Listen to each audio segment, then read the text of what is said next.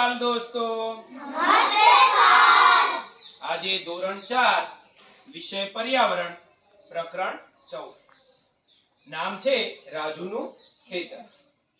हवे आ प्रकरण अंतर्गत आपणे एक विशेष प्रवृत्ति करवाना छीए।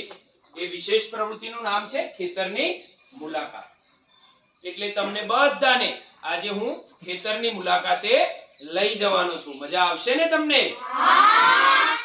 तो આપણે જ્યારે ખેતરની મુલાકાતે જઈએ ત્યારે કઈ કઈ બાબતોનું ધ્યાન રાખવું અને ત્યાં શું કરવું અને શું ન કરવું તે આપણે જાણીએ। તો આ સાથે તમારી મુલાકાત દરમિયાન આપણી સાથે શાળાના શિક્ષક ગૌરાંગભાઈ પણ જોડાવાના છે। તો સૌપ્રથમ દરેક વિદ્યાર્થીએ પોતાની પાસે પેન્સિલ અને પેન અને સાથે ટેકા દેવા માટે પાટિયું સાથે રાખવાનું છે। હવે ખેતરની મુલાકાતે આપણે જ્યારે જઈએ ત્યારે ખેડૂત પાસે ઘણા બધા ઓજારો હશે। ખેતરની અંદર પાક પણ વાવેલો હશે। તો કયો પાક વાવેલો છે, કયું ઓજાર શું કામ કરે છે તે ખેડૂત જ્યારે બોલતા હોય ત્યારે આપણે શાંતિથી સાંભળવાનું છે અને આપણી નોટબુકની અંદર નોંધવાનું છે।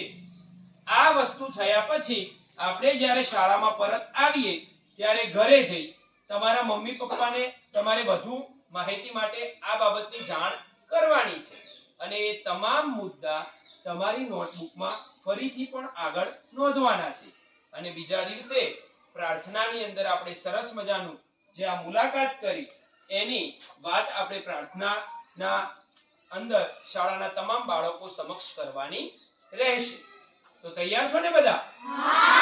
તો ચાલો જઈએ ખેતરની મુલાકાત।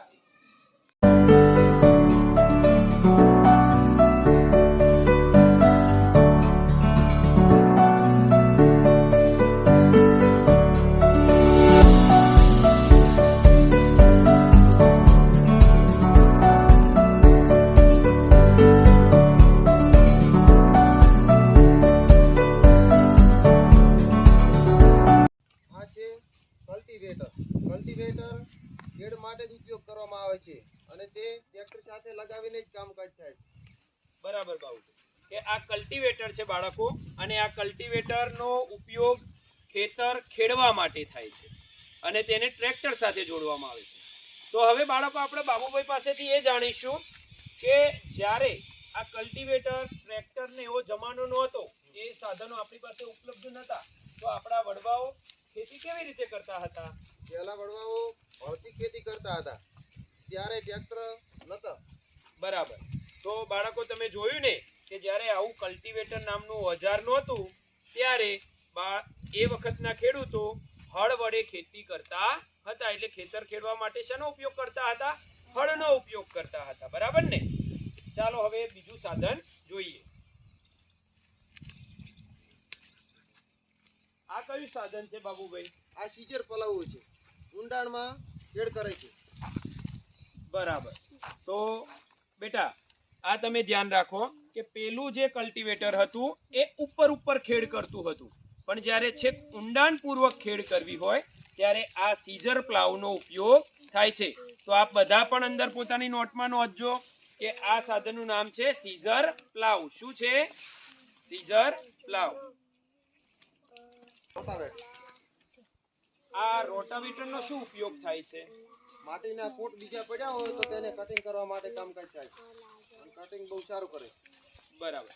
તો તમે જોયું ને બેટા કે જ્યારે માટીની અંદર કોઈ મોટું ઢેફું, આપણે માટીનો એક મોટો ભાગ કહીએ છીએ, એને જો તોડવો હોય, એને જો રેત જેવું કરવું હોય ખેતરને, તો આ રોટાવેટરનો ઉપયોગ થાય છે, જેને આપણે રોટરી પણ કહીએ છીએ। ભાઈ આ જે નવીન પ્રકારનું ઓજાર દેખાય છે તેના વિશે સમજાવશો? આ છે મિત્રો વાવણી। આ ટ્રેક્ટર વડે જોડીને આગળ ટ્રેક્ટર જાય છે ને પાછળ વાવણી। આમાં ખાતર અને આમાં અલગ અલગ પ્રકારના અનાજ વાવેતર કરવામાં આવે છે અને આના વડે સરસ રીતે પાક આ પાઇપમાં પડીને સરસ રીતે ઉગે છે। અને આનો ઉપયોગ શાના દ્વારા થાય છે? આનો ઉપયોગ ટ્રેક્ટર દ્વારા થાય છે અને અલગ અલગ પાક વાવવા માટે જ થાય। બરાબર. તો ઝડપી એમ વાવણી થતી હશે. ઝડપી વાવણી થઈ જાય. પહેલાના સમયમાં જે બળદ દ્વારા આપણે વાવણી કરતા એના ધીમે કરતા ખેતી થતી હતી. હા, અને આ ઝડપથી. આ ઝડપથી થાય. બાબુભાઈ, આ મોટું દેખાતું સાધન છે જે બાળકો કુતૂહલતાપૂર્વક જોઈ રહ્યા છે, તો આપ આ સાધન વિશે માહિતી આપશો કે આ શું છે? આ મગફળી જમીનમાં વાવીએ કે ને એને બહાર કાઢવા માટેનું ડીગર છે. આ ટ્રેક્ટરથી જોડીને જે મગફળી બહાર કાઢે છે. સરસ. શું કહેવાય છે? તો આ ડીગર છે એ મગફળી જે જમીનની અંદર થાય ને એને બહાર કાઢવાનું કામ કરે છે. સરસ. બાબુભાઈ, આ ખેતરમાં લીલોછમ પાક દેખાઈ રહ્યો છે, તો આ ખેતરમાં કયો પાક છે એના વિશે બાળકોને માહિતી આપો. આ બટાકાનો પાક છે. બરાબર, આ બટાકા છે. તો આ બટાકા સામાન્ય રીતે દરેક ઋતુમાં વાવી શકાય? ના, આ ફક્ત શિયાળામાં જ થાય છે. હા, તો જોયું ને બાળકો, આ બટાકા કઈ ઋતુમાં થાય? શિયાળામાં થાય.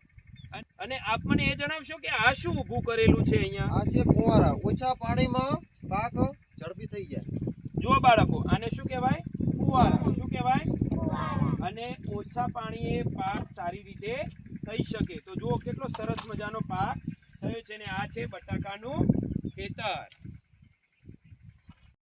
બાબુભાઈ, હવે આપણે આ જે ખેતરમાં આવ્યા એ આ જે પાક દેખાય છે એ કયો પાક છે?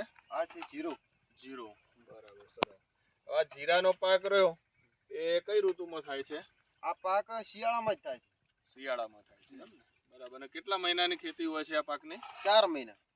4 મહિનાની ખેતી હોય છે. અને આ પાકનો જ્યારે પાકીને તૈયાર થાય તો એનો ભાવ શું હોય છે? 20 કિલોનો કેવો? 20 કિલોનો ભાવ લગભગ 5 થી 6 હજાર રૂપિયા હોય છે. 5 થી 6 હજાર રૂપિયા. બાળકો, આપણે સુંદર મજાના ઓજારો અને ખેતીના પાક વિશે જાણ્યું. એની જ સાથે પૂરક વ્યવસાય જોડાયેલો છે પશુપાલન. તો બાબુભાઈના પરિવારમાં પશુપાલન પણ એક સારી રીતે વ્યવસાય કરવામાં આવે છે, જેના વિશે આપણે માહિતી મેળવીશું.